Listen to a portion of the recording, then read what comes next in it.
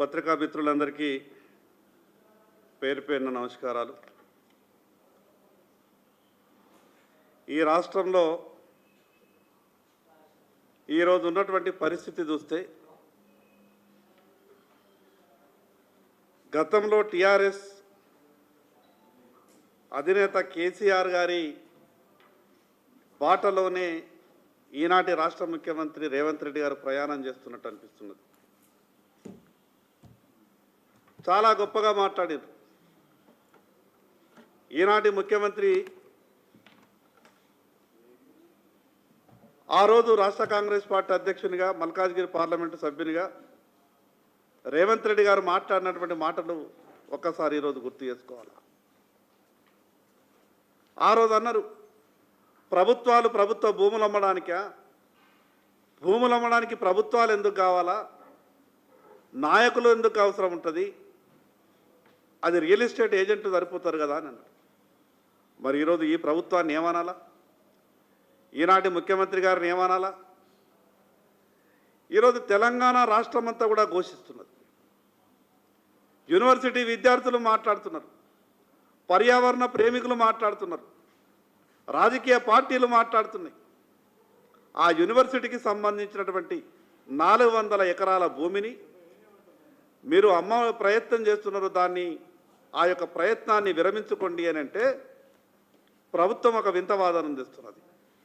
ఏమనంటది ప్రభుత్వం అంటే, మేము సుప్రీంకోర్టులో గెలిచినాం, మేమే పోరాటం చేసి గెలిచినాం కాబట్టి ఆ 400 ఎకరాల భూమిని అమ్మే అధికారం మాకు మాత్రమే ఉన్నట్టు మాట్లాడుతున్నారు. ఈరోజు కాంగ్రెస్ పార్టీ మాట్లాడుతున్నట్టు కానీ, కాంగ్రెస్ పార్టీ చేస్తున్నట్టు కానీ గతంలో టీఆర్ఎస్ పార్టీ కూడా 10 సంవత్సరాలు చేసింది. ఆ రోజు టీఆర్ఎస్ పార్టీ కూడా ఈ రాష్ట్రంలో విలువైనటువంటి వేల ఎకరాల, లక్షల కోట్ల విలువైనటువంటి భూములని ఆ రోజు టీఆర్ఎస్ ప్రభుత్వం అమ్మింది. ఆ రోజు ఈ రాష్ట్ర ప్రజల భవిష్యత్తుని అంధకారంలోకి నెట్టేటటువంటి ప్రయత్నం చేసింది. ఈరోజు ప్రభుత్వ భూములే ఈ రకంగా అమ్ముకుంటూ పోతే రేపు ప్రజల భవిష్యత్తు ఏంటిది? ఇప్పటికే ఢిల్లీ తర్వాత కాలుష్యంలో హైదరాబాద్కు స్థానం వచ్చేటటువంటి ప్రమాదం కనిపిస్తున్నది. ఒక పక్క విశ్వనగరంగా చేస్తామని అంటారు, మరోపక్క పర్యావరణానికి ముప్పు తీసుకొచ్చేటువంటి ప్రయత్నాలు చేస్తున్నారు. మరి విశ్వనగరం ఏ రకంగా అవుతుంది? ఈ ఉన్నటువంటి ప్రభుత్వ భూములు అమ్మితే విశ్వనగరంగా అవుతుందా? మరి టీఆర్ఎస్కు కాంగ్రెస్కు ఏం తేడా ఉన్నది? మీరు గొప్పగా చెప్పిండ్రు కదా, భిన్నంగా ఉంటుంది పరిపాలన అని అన్నారు కదా. ఇదేనా మీ భిన్నమైనటువంటి పరిపాలన? రాష్ట్ర ముఖ్యమంత్రి గారు సమాధానం చెప్పాలా. మరి అదేవిధంగా మేము అనుకున్నాం, టీఆర్ఎస్ అనే పార్టీ ఈ రాష్ట్రాన్ని దోచుకున్నది. ధరణి అనే పోర్టల్ ద్వారా అసలు ప్రజలు అర్థం కాకుండా ప్రజల్ని ఒక రకమైనటువంటి వ్యవహారం చేసి ఈరోజు ఆ రోజు ఉన్నటువంటి ప్రభుత్వం దోచుకున్నది. మేము భూమాత అనే పోర్టల్ తీసుకొస్తున్నాం, దాని ద్వారా ఈ రాష్ట్రంలో ఉన్నటువంటి ప్రభుత్వ భూములన్నింటినీ కూడా రక్షించే బాధ్యత మాది అని అన్నారు. ఇదేనా మీరు రక్షించే బాధ్యత?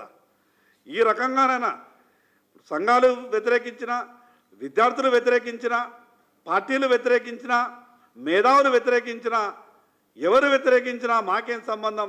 మాకు అధికారం ఉన్నది కాబట్టి మేము అమ్ముతామనే విధంగా ప్రభుత్వం ఈరోజు ముందుకు పోయేటటువంటి ప్రయత్నం చేస్తున్నది. ఇంకొక మాట మాట్లాడతారు ఈ ప్రభుత్వంలో ఉన్నట్టు కొందరు మంత్రులు, మేమే గెలిచి. అరే, ప్రభుత్వంలో మీరున్నారు, ప్రభుత్వంలో ఉన్న వాళ్ళే హైకోర్టులో కేసులు వేయాలా, సుప్రీంకోర్టులో కేసులు వేయాలా? ప్రభుత్వం బాధ్యత కదా, ప్రతిపక్ష బాధ్యత ఉండదు, మిగతా పార్టీల బాధ్యత ఉండదు కోర్టులలో కేసులు వేసి గెలవడం అనేది. ప్రభుత్వంలో ఉన్నారు కాబట్టి అది మీ బాధ్యత, మీ బాధ్యత నిర్వహించరు, దానికి అభినందిస్తాం. మీరు గెలిచినంత మాత్రాన, సుప్రీంకోర్టు ప్రభుత్వానికి అనుకూలంగా తీర్పునిచ్చినంత మాత్రాన ఆ భూమిని అమ్మమని మీకు ఎటువంటి సర్టిఫికెట్ సుప్రీంకోర్టు ఇవ్వలేదు. మరి అదేవిధంగా ఈరోజు భారతదేశంలో ఏ రాష్ట్ర రాజధానికి కూడా ఇన్ని ప్రభుత్వ భూములు లేవు. ఇన్ని ప్రభుత్వ భూములు ఉంటే ఈ రాష్ట్ర రాజధానికి ఎన్నో గొప్ప గొప్ప సంస్థలు వచ్చేటటువంటి అవకాశం ఉన్నది. కానీ అమ్మేటటువంటి ప్రతిపాదన ఈరోజు రాష్ట్ర ప్రభుత్వం చేయడం చాలా మూర్ఖమైనటువంటి విషయం. మరి అదేవిధంగా ఇంకొక మాట మాట్లాడతారు, ప్రభుత్వ వాదన. ప్రభుత్వ భూమి అని పదే పదే మాట్లాడతారు. యూనివర్సిటీ ప్రభుత్వంది కాదా? 1983 కన్నా ముందు ఉమ్మడి ఆంధ్రప్రదేశ్ రాష్ట్రం ఉన్నప్పటి నుంచి ఈ తెలంగాణ రాష్ట్రంలో కానీ ఉమ్మడి ఆంధ్రప్రదేశ్లో కానీ ఏవైనా ప్రభుత్వ సంస్థలకు ఇన్స్టిట్యూషన్స్కు భూములు ఇచ్చినప్పుడు కేవలం జిమ్మా పత్రిక ద్వారానే బదిలీ అవుతుండే. రిజిస్ట్రేషన్లు అన్నిటికీ చేయలేదు. ఆ ఇన్స్టిట్యూషన్కు రిజిస్ట్రేషన్ లేదు కాబట్టి, ఆ ఇన్స్టిట్యూషన్కు మేము హ్యాండ్ ఓవర్ చేసినట్టు సర్టిఫికెట్లు వాళ్ళ దగ్గర లేవు కాబట్టి అది ఇన్స్టిట్యూషన్కు సంబంధించినటువంటి భూమి కాదు అనే విధంగా ప్రభుత్వం మాట్లాడుతున్నది. రాష్ట్ర ముఖ్యమంత్రి గారికి ఒక విషయం చెప్పదలుచుకున్నాం. ఈరోజు 400 ఎకరాల భూమిని మీరు యూనివర్సిటీకి ఆనుకొని ఉన్నటువంటి భూమిని అమ్మడం వల్ల రేపు ఆ యూనివర్సిటీ అవసరాల కొరకు భూమిని మీరు ఎక్కడికి వెళ్ళినా తీసుకొచ్చి అక్కడ పెట్టగలుగుతారా? డబ్బు కావాలంటే వేల లక్షల కోట్ల రూపాయలు ఎక్కడికి వెళ్ళినా కానీ తీసుకురాగలుగుతాం. కానీ యూనివర్సిటీకి ఆనుకొని ఉన్నటువంటి ఆ భూమిని మనం ఎక్కడికి వెళ్ళో తీసుకొచ్చి పెట్టలేనటువంటి పరిస్థితి ఉంటుంది. మరి అదేవిధంగా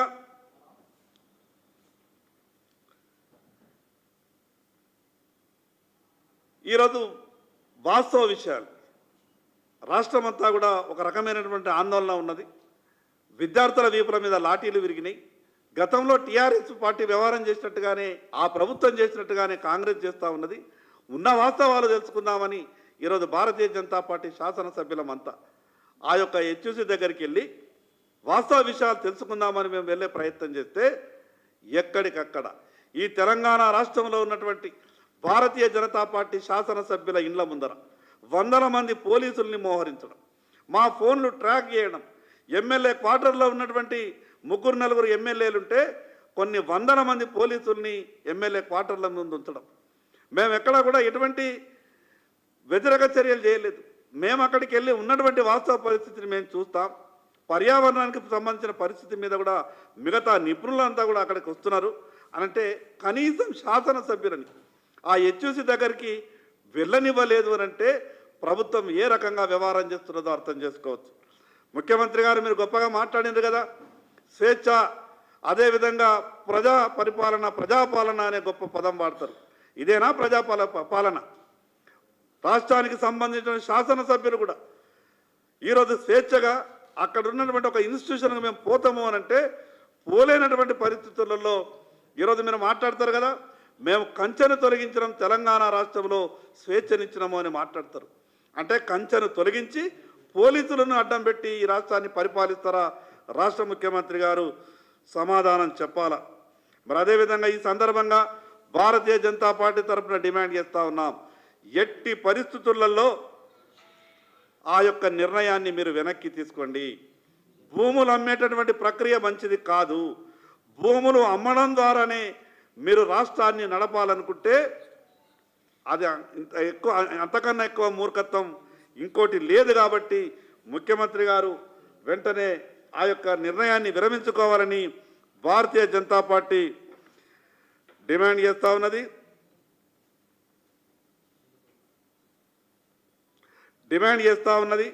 మరి అదేవిధంగా ఈరోజు డాక్టర్ లక్ష్మణ్ గారు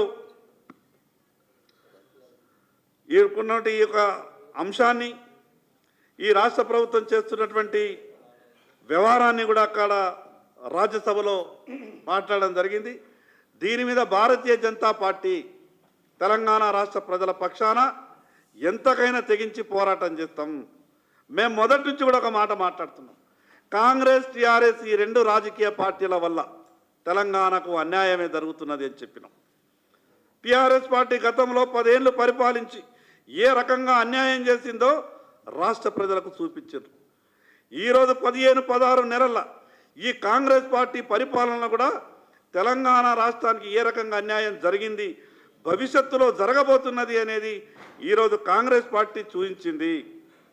और हम पहले से बोल रहे, ये आज यहाँ का तेलंगाना का कांग्रेस पार्टी का सरकार जमीन जहां भी दिखता है तुरंत बेचने के लिए प्लान कर रहे हैं. और आज के चीफ मिनिस्टर साहब जब तेलंगाना के कांग्रेस पार्टी के प्रेसिडेंट थे, जब उन्होंने बात किए थे, अरे भाई सरकार का जमीन बेचने के लिए सरकार नेता नहीं चाहिए, रियल एस्टेट एजेंट रहे तो बस होता बोले. मगर आज क्या हो रहा है, हम यहाँ के मुख्यमंत्री जी को पूछना चाहते हैं, जब आप तेलंगाना के कांग्रेस पार्टी के अध्यक्ष थे, जब मल्काजगिरी के पार्लियामेंट के सदस्य थे, जब आपने क्या बोले, ये सरकार तेलंगाना का सारा जमीन बेचना चाहती है, तो आप क्या कर रहे हैं आज? तो हम इसलिए भारतीय जनता पार्टी की ओर से डिमांड कर रहे, आपके मन में जो इश्यू है वो बेचने का, वो बिल्कुल उसको वापस लो, ये ठीक नहीं है। और ऊपर से सरकार का बोलना है हम सुप्रीम कोर्ट में केस जीते इसलिए हम जमीन बेच देंगे। क्या सुप्रीम कोर्ट में आपको जीत मिली जमीन बेचने के लिए मिली क्या? अरे सरकार का काम बनता है, सरकारी लड़ना पड़ेगा ना हाईकोर्ट सुप्रीम कोर्ट में, दूसरे कौन लड़ेंगे? जब आप अगर हाईकोर्ट में लड़ेंगे तो सुप्रीम कोर्ट में लड़े तो आपके फेवर में अगर केस आ जाए तुरंत वो जमीन जो भी आपको जायदाद मिलेगा वो जमीन बेचने का किसने आपको पावर दिया? इसलिए हम भारतीय जनता पार्टी की ओर से डिमांड कर रहे, बिल्कुल आपके मन में जो 400 एकड़ जमीन बेचने का इरादा है बिल्कुल वो वापस लेने के लिए हम भारतीय जनता पार्टी से डिमांड कर रहे हैं। आप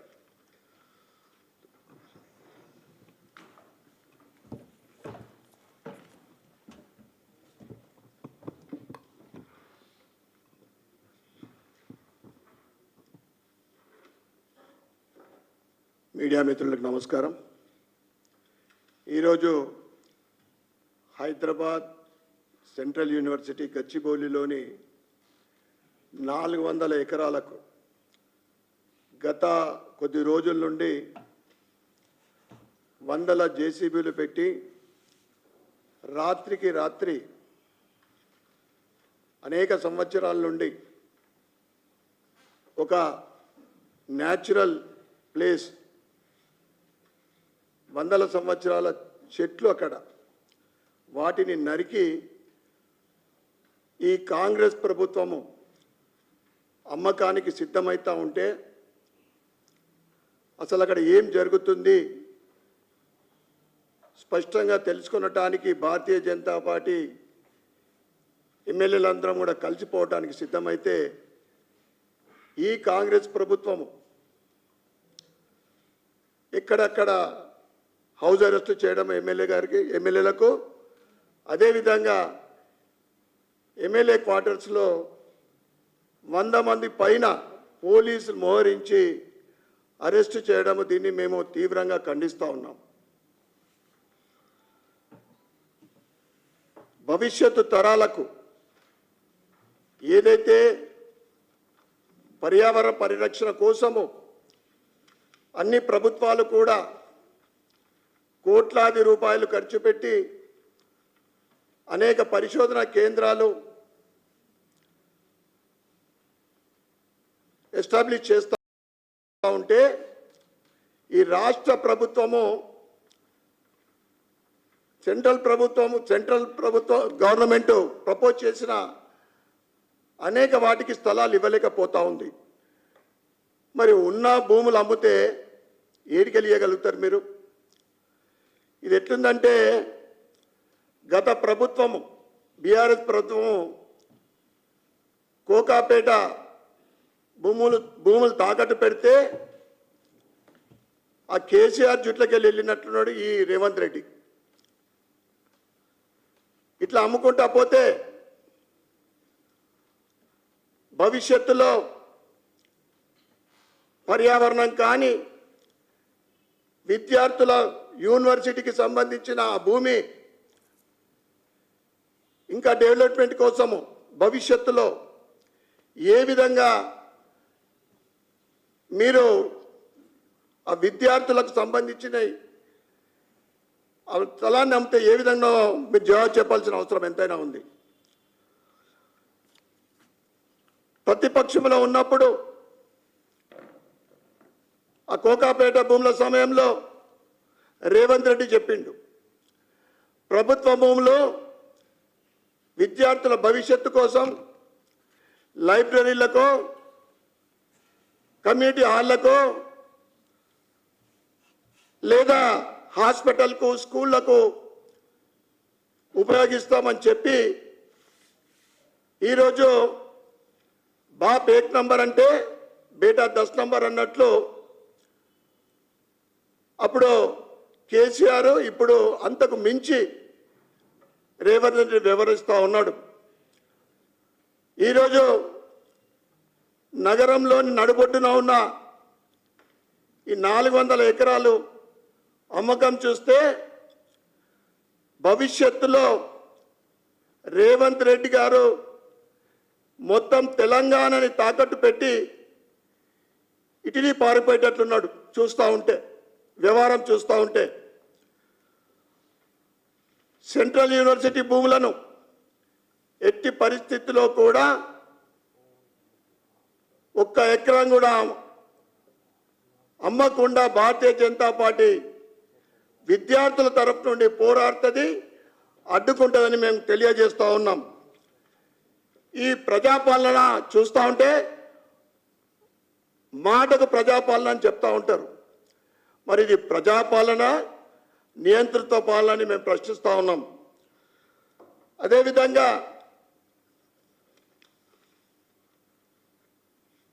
ఈ ప్రభుత్వం ఏర్పడ్డ నుంచి మొన్న మూసీ పేరు మీద పేదోళ్ళ ఇండ్లు కూల్చేసిండ్రు.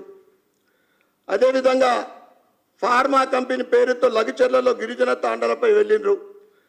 ఇప్పుడు జంతువుల ప్రాంతాలకు వెళ్ళి సామూహికంగా జంతువుల హత్య చేస్తూ ఉన్నారు. ఒకవైపు విద్యార్థులు నిరసన తెలుపుతూ ఉంటే వారిపైన లాఠీ చార్జీలు, రాత్రి ఆ జంతువుల ఘోష. ఇదైనా కానీ ఆ జంతువుల ఘోష ఇనుమని చెప్తా ఉన్నాం మేము రేవంత్ రెడ్డి గారికి. పైగా